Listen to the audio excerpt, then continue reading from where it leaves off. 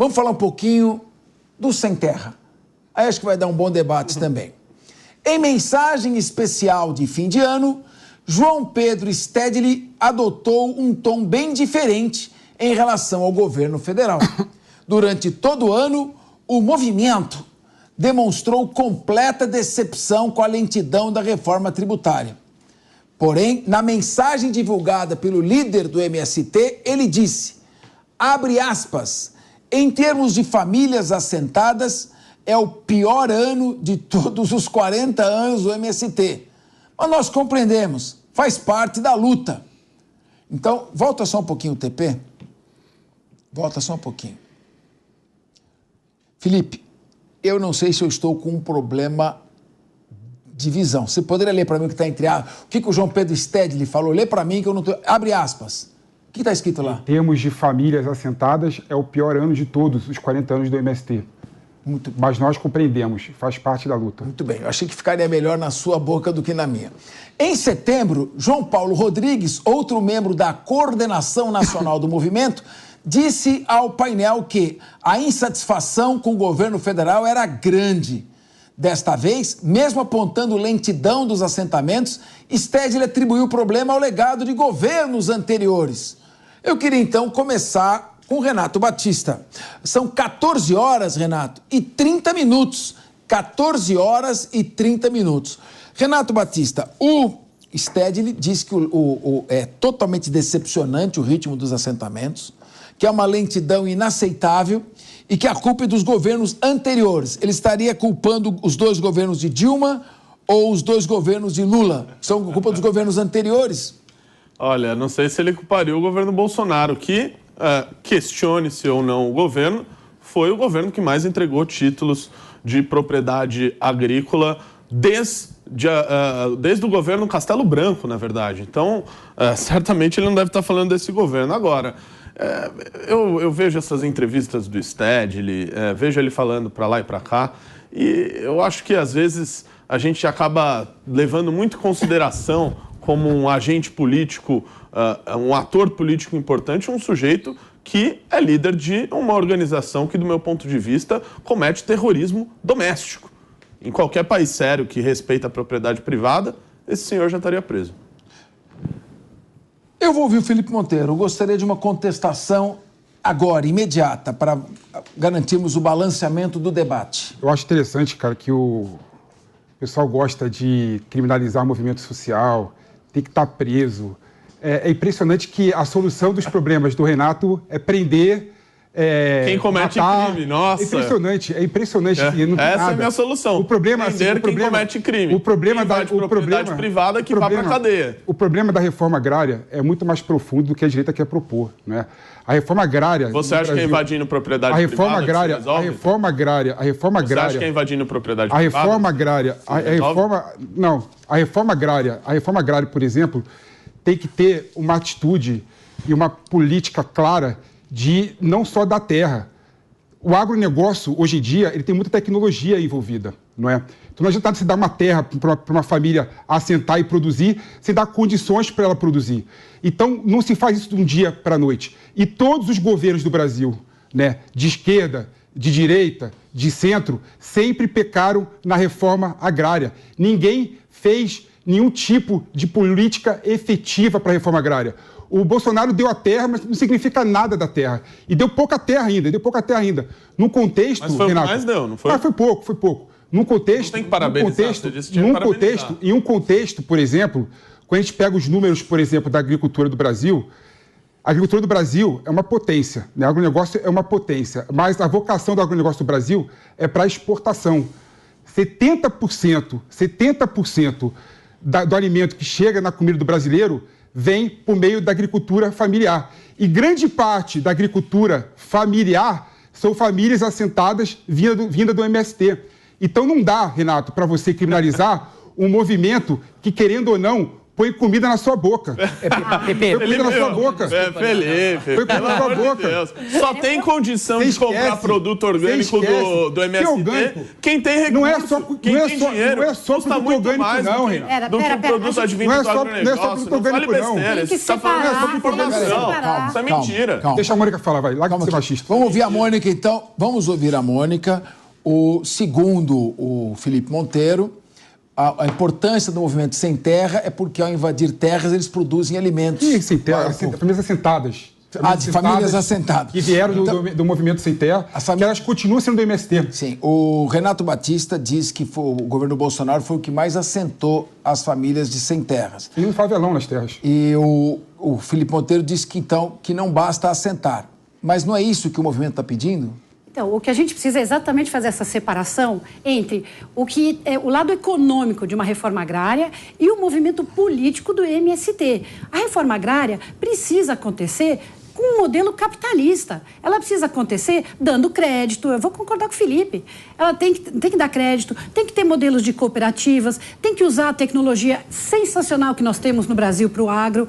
Agora, tudo isso tem que acontecer não no modelo assistencialista que é hoje e não no modelo político que o MST traz, que é exatamente um modelo ativista, é um modelo de invasão e é um modelo, infelizmente, criminoso. A gente sabe que eles cometem, sim, desvios da lei.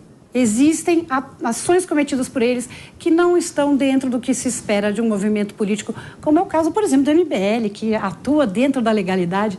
Então, sem ironias, o lado econômico da reforma agrária precisa acontecer com uma visão desenvolvimentista, de aumento e fortalecimento do nosso agro, inclusive interno, inclusive para a subsistência, porém, não da forma que o MST prega. Deixa eu fazer um comentário aqui também. Vamos lá. Fui casado há 11 anos, inclusive minha ex-esposa ajudou muitos assentamentos do MST. Então, vamos lá. Vocês se dão bem? Obrigado. Me dou muito bem ainda com a minha ex-esposa, mas é ex-esposa, tá? Vamos lá. Tem um pouco de lugar de fala aqui. Vi muitos dos projetos do MST e vi projetos interessantes do MST, sim. Mas também vi e acompanho ao longo das últimas décadas muita politicagem do MST. Muita politicagem também, principalmente dos seus líderes, que, sinceramente, estão mais preocupados com o poder que lhes confere, os cargos que eles têm, do que, de fato, auxiliar a população brasileira. Vamos lá. A agricultura familiar brasileira responde por 5,7% da produção brasileira. É uma mentira deslavada dizer que 70% do alimento que o brasileiro consome é feito por agricultura familiar. Se você der um Google aí agora, porque eu dei aqui agora, vários casos falando isso, é uma mentira, isso é fake news. É dado não existe. Isso é um dado, desculpa, errôneo. Sabe por quê? Vamos lá. Eu tô com várias fontes também aqui que dizem o contrário. É impossível de ser 5. Qual a fonte que é? Vamos lá, Pepe. Não vou me alongar aqui. Impossível de ser. O pessoal em casa, dá uma olhadinha, dá um Google aí, você vai conseguir entender os dados. Porque é o seguinte, a gente está falando sobre dados aqui, nós estamos falando sobre alguns dados, o PP também está falando sobre outros dados. Você tem o direito de entender se esses dados fazem sentido ou não fazem. E se a agricultura familiar responde por 6% da nossa produção, impossível dela significar 70% daquilo que a gente põe daquilo que a gente come. É claro, feijão é agricultura familiar. Então, grande parte do feijão é agricultura familiar, porque é uma agricultura difícil de você fazer, em larga escala, tudo mais. Não se tem muito valor no feijão fora do Brasil. Agora, os grandes alimentos que a gente faz, soja, trigo, desculpa, isso é quase tudo isso aqui é feito por agricultura, de fato, profissionalizada e tudo mais. E não estou tirando a importância da agricultura familiar, que deve valer deve ser mais ou menos 20 e poucos % daquilo que a gente consome, que é bastante também e é importante. Vamos lá, o que a gente tem que fazer aqui com a agricultura familiar? Tem que aumentar a agricultura familiar, tem muita gente que depende dessa terra, tem muita gente que depende dessa subsistência e muitos de nós, de fato, dependemos desses alimentos também. Só que isso aqui não tem que ser como meio político, não é para trazer poder para um setor ou para um outro setor, mas sim para a gente, de fato, ter muito mais qualidade das pessoas que moram no interior, que moram no campo. A gente não quer que essas pessoas todas tenham que vir correndo, fugidas para as capitais e aí depois não tem onde morar, não tem moradia, tem um subemprego e tudo mais. Óbvio que a gente tem que ajudar e óbvio que o governo tem que ter boas políticas para auxiliar as pessoas que estão no campo. Agora, que não se faça isso com interesses políticos, que não se faça isso para ter um rebanho de pessoas que depois vão votar no partido, que não se faça passar isso depois para ter ônibus e mais ônibus bancados e fretados para ir votar na eleição. É esse tipo de coisa, na verdade, que a gente é contra. Eu não sou contra o MST, nem um pouco, e entendo que muitas das iniciativas são ótimas, mas não todas. Então a gente tem que ter, sim, muito cuidado para entender as iniciativas que são feitas pelo MST, como que o governo ajuda ou banca, ou dá a terra, ou dá o dinheiro, ou dá o treinamento para as pessoas que estão ali, os assentados, para que isso, de fato, sirva como uma boa coisa para o país, para que isso ajude a população que está lá no campo, essa população que não tem dinheiro, que não tem recurso e tudo mais, mas não que aumente mais o poder de algumas pessoas que estão aí há 10, 20, 30, 40 anos à frente do MST. Mas politicagem tem qualquer instituição política, não tem como fugir disso. Partido político tem politicagem, associação tem politicagem. Veja o relatório. Não dá para criminalizar a política dessa forma. Felipe, uma pergunta para você. Eu só colocar um ponto aqui, porque ele falou que fez uma fake news, né? Estou aqui no site da Câmara, né? Segundo o levantamento do Instituto Brasileiro de Geografia e Estatística, a agricultura familiar responde por cerca de 70% dos alimentos consumidos no Brasil. Vou buscar esse estudo do IBGE, que é o lícito do IBGE. Tá, é o lícito do IBGE. Na própria ONU, na ONU também tem, mas tem vários estudos que mostram que não faz nenhum sentido. Claramente, não. Significa 6% da produção brasileira, desculpa. É dizer que 80% do que a gente produz é exportado, e não é verdade. 6% da produção brasileira pode corresponder a 70% do alimento consumido no Brasil. Não pode. O agro é uma potência tão grande no Brasil. Mas, Felipe, você está falando, nós estamos falando aqui de uma crítica do Stedley, que o governo teve um ritmo muito lento de assentamento. E o Renato Batista disse que o governo Bolsonaro assentou muito mais sem terras do que. Você está dizendo que não adianta nada. Então não adianta, o MST então está pedindo o quê? Algo que não adianta? Porque eles estão querendo que as famílias sejam assentadas. E, a meu ver, eles pedem que as famílias sejam assentadas de uma maneira injusta, porque querem furar a fila daqueles que estão pacificamente inscritos na ordem cronológica de inscrição do INCRA. Querem passar por cima deles. Então, como um movimento de protesto pela reforma agrária, é válido. Agora, da maneira, o método que eles utilizam, que é o método de invasão, o método de desobedecer quem pacificamente está inscrito, aguardando a sua vez para receber a reforma agrária e o assentamento, é isso que eu acho errado e equivocado. E eles estão agora criticando o próprio governo. Então, se a crítica dos governos anteriores, os governos anteriores todos são de esquerda, à exceção de um pequeno período do Michel Temer, seguido de um mandato do Jair Bolsonaro. Então, é isso que nós estamos colocando. O Renato Batista fez essa colocação. Isso que ele quis dizer. E você, a meu ver, distorceu um pouco essa questão para falar da agricultura familiar. Aqui, né? Demais. É impressionante. Se vê o relatório... Nesse ponto, a discussão é sobre o ritmo lento do governo de assentamento sem terras. Assentamento é isso nós não estamos discutindo. Capês. É essa a questão. Por isso está errando a premissa. Não, mas o assentamento é o primeiro passo para você fazer uma reforma agrária. É distribuição de terras e dar condições para as pessoas. Dar o título de terra não é reforma agrária. Sim, mas começa por aí, né? Está o erro. Mas começa por aí. Não, começa Se você não der o título, como é que você vai fazer a reforma agrária? Isso aí. Começa bem antes. Começa formulando uma política pública inteligente de reforma agrária, que o Brasil não teve. Desde a Constituição Federal, nós estamos formulando políticas inteligentes. As pessoas querem ser assentadas na terra. Assentar na terra sem recursos não significa nada. Não dá nada. Não, é o primeiro passo.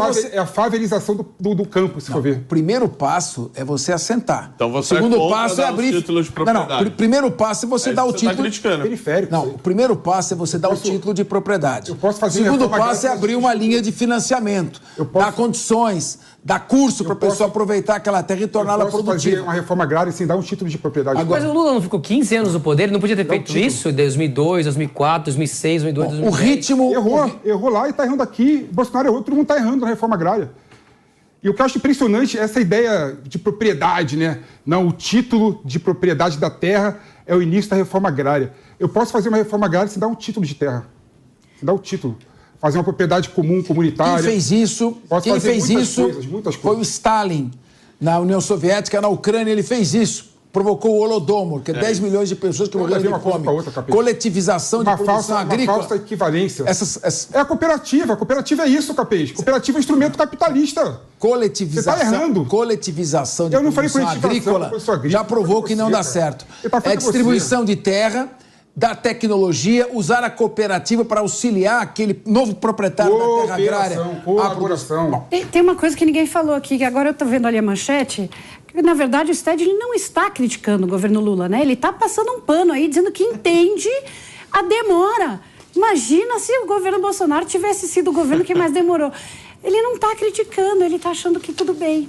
Mesmo sendo o pior dos últimos 40 anos, está tudo bem. Tá tudo Eu só bem. queria fazer mais um comentário. Não, mas veja bem, ele falou que está tudo bem, mas ele diz aqui, é uma constatação, ele falou, é o pior ano de todos os 40 anos do MST. O problema é que o primeiro ano do governo Lula, de acordo com o João Stedley, é o pior ano dos 40 anos do MST em número de distribuição de terras e reforma agrária. O problema é que ele passa um pano aí dizendo que é por causa do orçamento que foi feito sob outro governo. Agora, só para concluir essa questão aqui, o MST é um movimento terrorista, é um movimento criminoso que deveria sequer existir. Aliás, na hora de ter CNPJ, de ter todos os dados, eles sequer possuem esses dados. Eles servem para organizar invasões de propriedade privada, que é crime.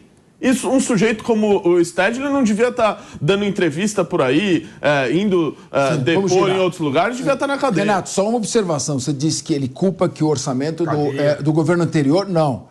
Embora tenha sido elaborado no ano anterior, foi elaborado sob organização e comando desse governo. Foi a PEC da transição. Então, o orçamento que está aqui é responsabilidade do atual governo, não do governo passado. Foi a PEC da transição. Fizeram a quatro mãos. Fizeram a quatro mãos. Não vamos... Veja bem, uma coisa é nós... Uma coisa é nós polemizarmos. Outra coisa são fatos objetivos. Esse orçamento foi organizado sob a condução do atual governo e supervisão do ministro da Fazenda, Fernando Haddad. Isso é um fato. E foi ele que concordou em estourar o teto em 177 bilhões de reais. Não é obra do governo anterior. Isso é absurdo. Não, mas isso é um fato.